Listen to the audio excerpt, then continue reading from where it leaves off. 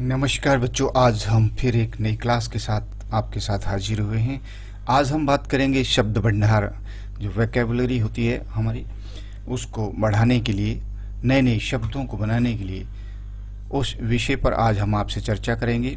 सार्थक शब्दों के अनेक रूप होते हैं और उनमें से जो प्रमुख रूप हैं वो हैं जैसे विलोम शब्द, पर्यायवाची शब्द या समानार्थी शब्द या फिर अनेकार्थी शब्द। पर्यायवाची शब्द यानी कि सिनोनिमस और विलोम शब्द एंटीनोमस और अनेकार्थी शब्द वर्ड विद वेरियस मीनिंग्स। और इस तरह से हम एग्जाम्पल के रूप में बता सकते हैं कि जिस तरह हम ये एक पेड़ के बारे में कह सकते हैं, या एक वृक्ष है, या एक पेड़ है, या मोर नाच रहा है, या मयूर सुंदर लगता है, या फूल खिले हैं, या सुमन लाल है। यानी कि एक ही अर्थ के लिए दो अलग अलग शब्दों का प्रयोग किया गया है जो समानार्थी हैं। और इसी तरह से जैसे आपने देखा वृक्ष और पेड़ का प्रयोग है, और दोनों ही पेड़ शब्द को ही अभी पेड़ के अर्थ को ही प्रकट कर रहे हैं। इसी तरह मोर और मयूर भी दोनों ही मोर को ही व्यक्त कर रहे हैं। और इसी तरह फूल और सुमन भी फूल के अर्थ को ही अभिव्यक्त कर रहे हैं। तो ये समानार्थी या पर्यायवाची शब्द इन्हें हम कहते हैं। और इसी तरह इन दोनों शब्दों के अर्थ एक दूसरे के समान होते हैं, और इसीलिए इन्हें समानार्थी या पर्यायवाची शब्द कहा जाता है। भाषा के जो शब्द एक समान अर्थ प्रकट करते हैं वो पर्यायवाची शब्द कहलाते हैं। और इसी तरह अनेक पर्यायवाची शब्द आप एग्जाम्पल के रूप में देख सकते हैं। जैसे आँख शब्द है, उसका क्या है? नेत्र है, चक्षु है, नयन है। इसी तरह आग का अग्नि है, पावक है, अनल है। इसी तरह आदमी का मनुष्य है, नर है, मानव है। आकाश का नभ, गगन, अंबर। कमल का सरोज, पंकज, पदम। घर, गृह, सदन, आलय। पहाड़ का पर्वत, नग, गिरी। इसी तरह बादल का घन, मेघ, बारिद। इसी तरह समुद्र का सागर, जलधि, सिंधु। इसी तरह सूर्य का रवि, भास्कर, दिनकर। चंद्रमा का शशि, चांद, राकेश। पानी का जल, नीर, सलील। बेटा का पुत्र, सूत, लड़का। वृक्ष का पेड़, पादप, तरु। राजा का नरेश, भूप, नृप। हवा का वायु, पवन, समीर। ईश्वर का प्रभु, परमात्मा, भगवान। इसी तरह माँ का माता, अम्बा, जननी। इसी तरह फूल का पुष्प, सुमन, कुसुम। इसी तरह रात का रात्रि, निशा, रजनी। तो ये पर्यायवाची शब्द हैं और एक दूसरे के समान हैं।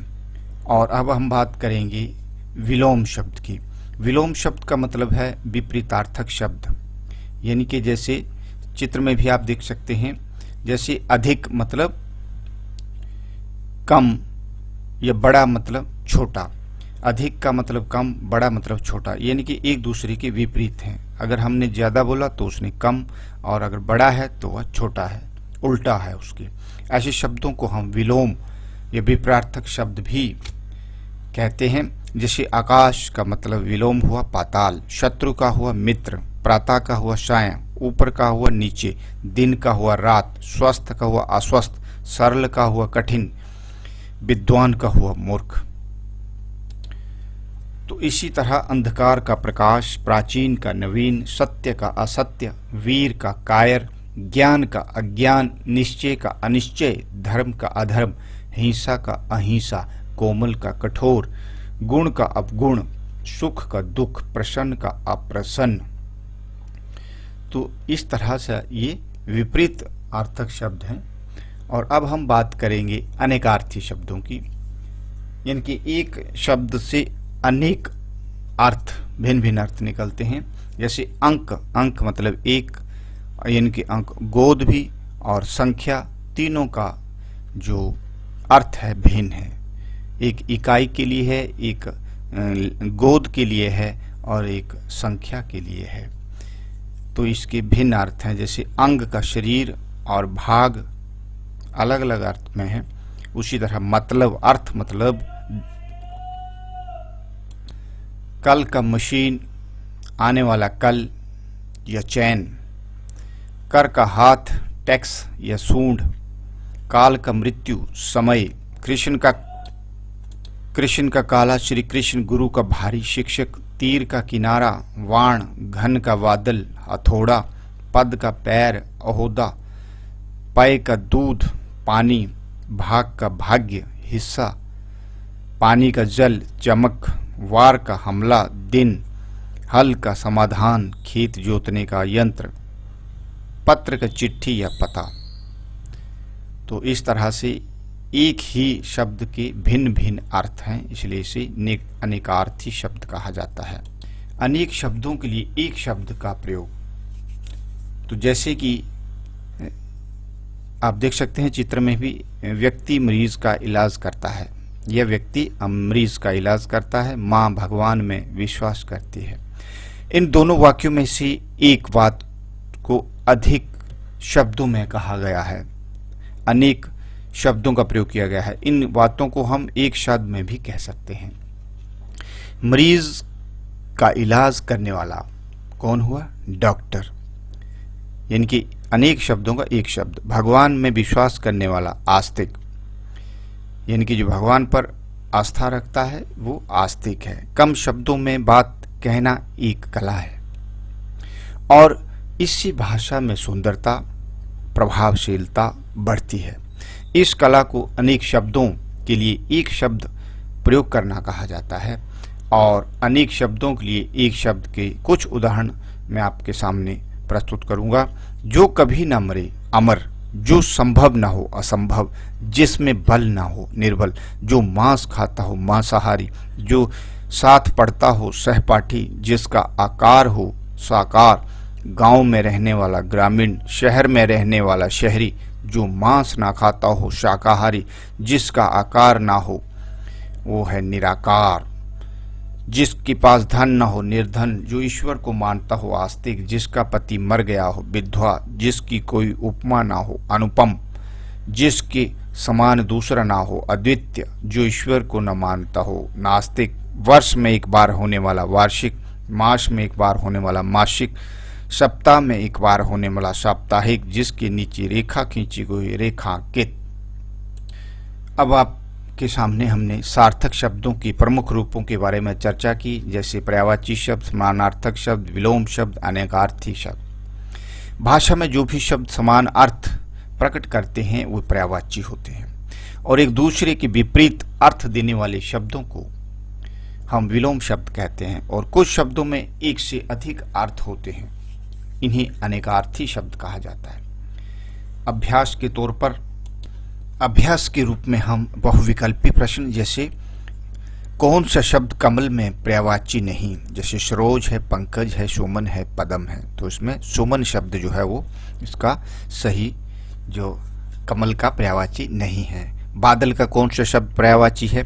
मेघ है, नभ है, गगन है या अंबर है, तो मेघ इसका राइट आंसर है। जल का कौन सा शब्द पर्यायवाची नहीं है? पानी, सलील, नीर, यानी कि जो जल्दी है वो उसका पर्यायवाची नहीं है। किस भाग के सभी शब्द पर्यायवाची नहीं? आग, अग्नि, अनल, पर्वत, पहाड़, गिरी, पुत्र, सुता, लड़की, वायु, पवन, समीर। किस भाग के सभी शब्द पर्यायवाची नहीं हैं? यानी कि पुत्र, सुता, लड़का और इस तरह विद्वान का विलोम शब्द क्या है? मूर्ख। और इसी तरह सरल का विलोम शब्द क्या है? कठिन, वक्र, असरल या टेढ़ा, इनमें से कौन सा है? कठिन। कौन सा अर्थ पत्र का नहीं है? पता, चिट्ठी, फूल, उपरोक्त सभी। तो आप देख सकते हैं कि कौन सा अर्थ पत्र का नहीं है। पता भी नहीं है, चिट्ठी है और फूल है, और पता है, फूल है, उपरोक्त सभी। कौन सा अर्थ पत्र का नहीं है? देख सकते हैं आप। पता, चिट्ठी, फूल, उपरोक्त सभी। फूल भी नहीं है, पता भी नहीं है, और ये निट्ठी लिखा हुआ है ये भी नहीं है, उपरोक्त सभी इसका आंसर है। इसी तरह कौन सा अर्थ कर का नहीं है? हाथ, टैक्स, सूंड या काल। काल जो है उसका कर का नहीं है। कर मतलब हाथ भी होता है, टैक्स भी होता है और सूंड भी होता है। जो ईश्वर में विश्वास ना करता हो, वाक्यांश के लिए एक शब्द क्या है? आस्तिक है, नास्तिक है, वास्तिक है, भक्त है, नास्तिक है। इसका आंसर है नास्तिक। रेखांकित शब्द किस वाक्यांश के लिए उपयुक्त है? जिसके नीचे रेखा खींची गई हो, जिसके ऊपर रेखा खींची गई हो, जिसके सामने रेखा खींची गई हो, जो रेखा के पास हो। तो इसका आंसर है जिसके नीचे रेखा खींची गई हो। रिक्त स्थानों की पूर्ति करो। समान अर्थ देने वाले शब्दों को हम क्या कहते हैं? पर्यायवाची। विलोम शब्द का अर्थ बच्चों उल्टा शब्द यानी कि विपरीत। एक शब्द का अनेक अर्थ वाले शब्द को अनेकार्थी शब्द कहते हैं। पत्र का अर्थ चिट्ठी भी होता है और पता भी।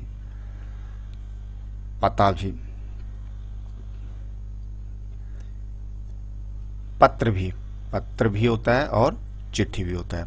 हिंसा का विलोम शब्द अहिंसा। सही गलत का चिन्ह लगाएं। पहाड़ का पर्यायवाची शब्द है पर्वत और गिरी। तीर, ये राइट आंसर है। तीर का मतलब वाण और किनारा, राइट। भगवान विश्वास करने वाले को नास्तिक कहते हैं, ये गलत है। सर, जबकि भगवान में जो विश्वास करने वाला होता है उसको आस्तिक कहा जाता है, जबकि यहाँ नास्तिक है, तो ये गलत है। सरल का विलोम शब्द है आसान। सरल का विलोम आसान नहीं होता बल्कि कठिन होता है, तो यहाँ आसान है इसलिए गलत है। साथ पढ़ने वाले को सहपाठी कहते हैं, ये राइट आंसर है, ये सही है। सही मिलान करें जो कभी ना मरे। अमर। अर्थ का मतलब है धन। सत्य, असत्य। हवा, समीर, कमल, सरोज। तो ये आंसर है। तो इस तरह की हिंदी की सामान्य जानकारी के लिए बच्चों, अगर आपको ये हमारा वीडियो अच्छा लगा तो हमारे इस वीडियो को सब्सक्राइब, शेयर और कमेंट जरूर कीजिए। अब हम मिलते हैं नेक्स्ट क्लास में नए वीडियो के साथ। तब तक के लिए धन्यवाद।